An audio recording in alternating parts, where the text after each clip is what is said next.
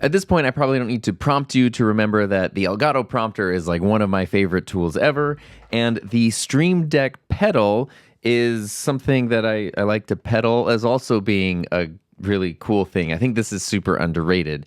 And I've been using the Stream Deck pedal with the prompter since the prompter came out at the end of 2023. Time flies. And a question I've gotten a lot is how do you set that up and how do you get the prompter working with the pedal in a way that makes sense? So that's what I want to show you today. And this is in no way a sponsored video. I bought the prompter myself, bought the pedal myself, discovered my own passion for Elgato products myself. So you Elgato, go check them out because they're pretty good. So the thing about the pedal is sometimes I think it's easy to misunderstand what it is. This is just a 3-button Stream Deck. So if you've ever used an Elgato Stream Deck with all the little keys and things, this is the 3-button one. And it's just got a different form factor because you're supposed to use it with your feet.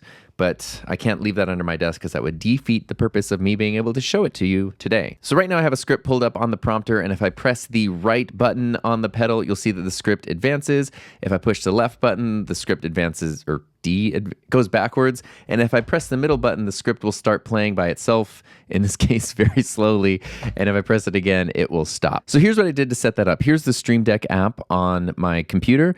And one thing that's very important to do and to remember is that when you get the pedal, be sure to install the Camera Hub collection of, I don't know, actions, I don't know what you would call them, into this. The way that you do that is you go to the marketplace, the Elgato marketplace, you Elgato go there, and if you search for Camera Hub, you should find the Elgato Camera Hub. It's free, and it will install all of these actions. So you need to have that installed first. The good news is you only have to do all this once when you first get the pedal, and then you're done. So once I've done that, I have these Camera Hub options that I can add into a Stream Deck, or in this case, the Stream Deck pedal, which I have selected. And as you can see, it's just 3 buttons. Now, what you might notice over here is that there is a prompter scrolling option, but that's not actually what I'm using. I'm using the prompter control option. And if I just drag that here, that's going to default it to play pause, but I can go here, select scroll, and then it's going to be set to scroll. But as you notice, now they're both scrolling in the same direction. This was a little tricky for me to figure out. The step size here, if you change this, push this to the right or push this to the left, that's what's actually going to change the direction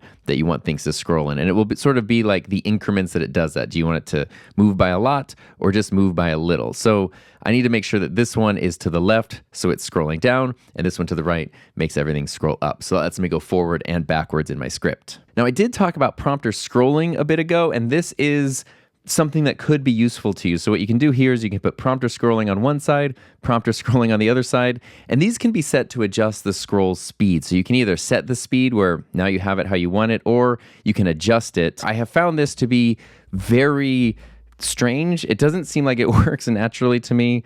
It doesn't seem super effective to me. So that's why I stick with my prompter control options, my scrolling options, where one scrolls up and one scrolls down. And that works really well for me because I would personally rather adjust the scroll speed right here in the Camera Hub software rather than trying to do it with my feet here. And this is just what has worked best for me because the way that I tend to do scripts when I'm doing scripts or outline on the prompter is instead of having it play through itself, like right now you can see, look, no hands, and the prompter is moving on its own. It's kind of hard to match your pacing that way, and until the time comes that they ever maybe add in voice control or voice following, what I like to do is sort of use the left and right buttons to position a chunk of text on the screen, and then I go through that chunk of text or go backwards if I need to, and I sort of do it a chunk at a time. But what's helpful with having the pedal is I can read through, and if I just happen to find that I'm like getting on a roll and I don't know, I just want to keep going, I don't want to stop, then I can use my feet to sort of advance it at my own pace and read through it or hit those bullet points naturally. This is not the script that I'm reading right now, by the way. I'm not reading a script at all right now, by the way, if you couldn't tell. And this just makes it a little more natural to kind of go through. So that's what works for me. The thing with a teleprompter, very important to note, is that it is a tool that not only do you need to learn how to use it, but you need to learn how to make it work for you. Just putting a script and just reading it word for word like Ron Burgundy usually isn't the best way to do it for most people. You have to find the things that work for you.